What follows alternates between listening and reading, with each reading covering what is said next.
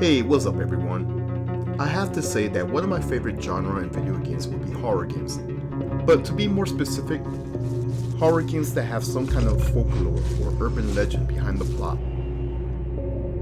The first game will be DreadOut. Now, in the past, I actually went over the sequel and it's a pretty good spooky game. I also have to do an update from that last video. You see, at the time when I made that video, I said that DreadOut 2 had no physical release, but months later, guess what? Bang! The Switch has a nice collector's edition. Anyways, as far as the original DreadOut, there is no physical release yet, but there is an announcement for a physical soon, and I can't wait. Anyways, my apologies for derailing DreadOut. Alright, so DreadOut is brought to you by the nice people at Digital Happiness. In this game, you play as Linda. She goes with her peers on this field trip, but the excitement stops when there's a dead end at the bridge. There's no signal to call for help, and they're in the middle of nowhere. The game is broken down in 3 parts. Act 0 will be your prologue where Linda is in the nightmare world. This will actually be the demo of the game as well. Act 1 will take place mostly in this abandoned school, and Act 2 will take place outside of a village and inside a mansion. As far as gameplay, DreadOut is a third-person action horror game. Linda's main course of combat will be her phone. She will take out these supernatural beings using her phone, and later a SLR camera. Sounds familiar? Well, it's straight up Fatal Frame. You know, Project Zero? It's pretty obvious, but you know what? I love it, and it works. You get these blue auras when there's clues and items nearby, and you get these red auras when there's a threat nearby. I will say this, the scares are pretty good. Some of the encounters are very clever to overcome. So you really have to think outside of the box to progress and beat some of these apparitions. Oh right, the apparitions in these games are based off Indonesia folklore. And I just love learning about folklores in different cultures. DreadOut is a great game to experience. Check it out. Fine. Let me show you a trick.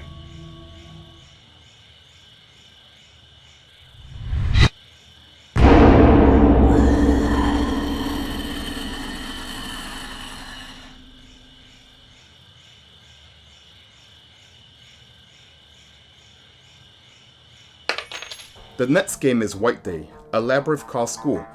This is actually a remake of an old PC game back in 2001. This game is developed by Sonori Games and published by PQ. I'm actually a fan of some of the games that PQ published. A few of them I actually reviewed in the past, which is Tormented Souls and so on. The gameplay is in first-person view. You play as He-Man Lee, a high school student who sneaks into his school at night to surprise his crush, Song Young Han, for White Day. For those who don't know, White Day is an Asian holiday that follows up after Valentine's Day in March. So while He-Man is in school, he walks up on these 2 girls who are also in school late at night. So how this game works is basically, not only is this a horror game, it's a horror dating simulator. Thank you. I knew that you'd help.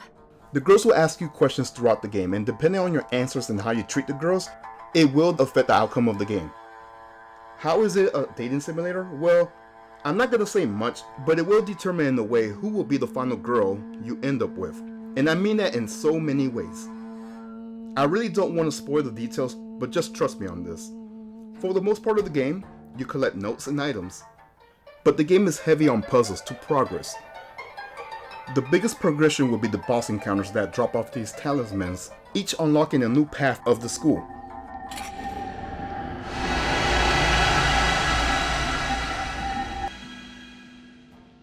The school parts will be broken down into the main building 1, main building 2, the new building, and the auditorium. These are your main segments of the game. There is another area, but that depends on your love interest path, so I'm gonna leave that part alone. So what makes this game scary? It's the atmosphere for the most part. Like, the game will make some subtle noises and you will be like, was something there, or was that my imagination?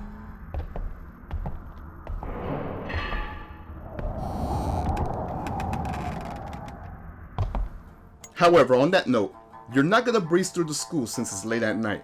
Oh no, you got the janitors, who are a huge threat in this game. They will chase you and will beat the heck out of you.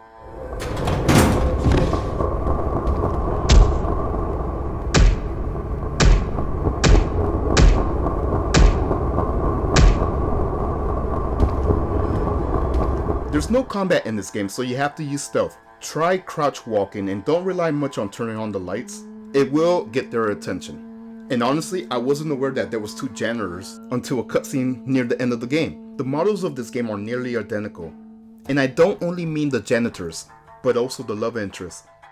On my first playthrough, I wasn't aware that Sung A and So Young were 2 different girls. They look the same, but they just have 2 different hairstyles.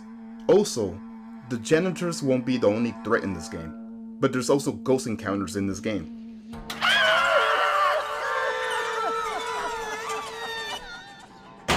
And oh my gosh, these ghosts will make the game challenging. I highly recommend playing this game on hard or higher difficulties, because most of them won't appear in lower difficulties.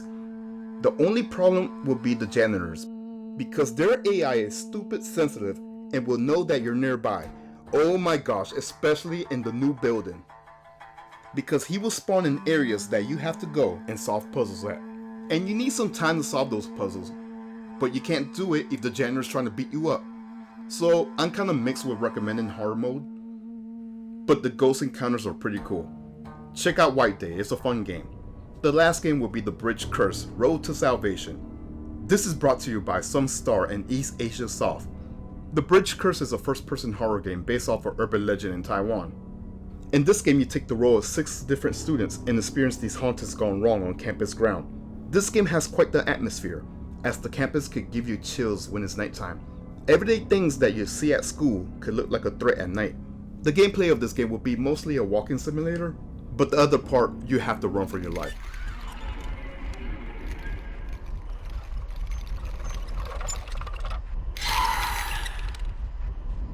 The dangers out there can outrun you. This is where you have to think outside the box, and sometimes use the environment to your advantage.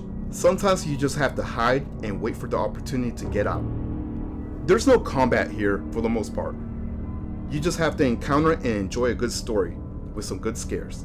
The main location of this game will be the park area, which sometimes could be a maze, the dorms, and the student building. Now there's other locations in this game, but the majority will take place in these 3 spots. I say check it out. Alright, so that's 3 horror games with some urban legend culture. For The Bridge Curse, this could be a short and sweet game. I don't think the replayability will be high after you beat the game, unless you really want to find those collectibles. But even so, most of the collectibles aren't hard to find. I will say this, on the Steam version, I don't see an option for the English dub. I know that it exists, because I have it on the PS5 port, and not to mention, it was advertised on the trailer. So I don't know why Steam is excluded with no English dub. I do think the game is spooky and will get under your skin, but parts that will definitely get you will be the chase scenes. It will take some time to figure out where to hide and when to run. This game has checkpoints, so it's not a big deal if you screw up.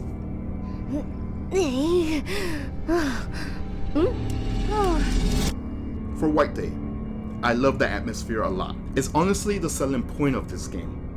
It has good lore in the notes, which tells a story behind the school. The replayability is really high because, guess what? There's multiple endings, an unlockable character if you beat the game as well, and there's also costumes to unlock depending on your progress. This will be based off the endings that you collect, the ghosts that you encounter, and the collectibles that you acquire. The game's biggest challenge will be the janitors, especially in the new building. This place is rough. However, I highly recommend playing this on hard, mainly because you won't have the experience of the true nature of the game on normal or lower difficulties. Like the ghost encounters won't be there, so yeah, this is a double-edged sword. I also noticed that the complete edition of White Day doesn't have the Blaze Blue collaboration costume. I guess it could be a license thing? Like, you can't even buy them on the PS5 or Switch. However, on the PS4 or Steam version, yeah, you could still buy them. Also, I have to mention that there's these cool collector editions for The Bridge Curse and DreadOut 2, both brought to you by PlayAsia. Now, last but not least, this is my favorite of the 3. It will be DreadOut. I have a history with this game. It's hard to believe that it's been 10 years since the first demo came out, and also the first game. DreadOut is now a franchise with sequels that expand on Linda's adventure into the paranormal. There's DreadOut, DreadOut Keepers of the Dark, and DreadOut 2. There's also the DreadOut prototype game on Steam. Also, there's some spin-off games from Digital Happiness if you want some more spooks. All three of these games I went over have movie adaptations. I haven't seen them all, so I have no opinion on them at the time of this video. But yeah, that's all I have for this video. I hope you guys enjoy it, and I am out. Peace.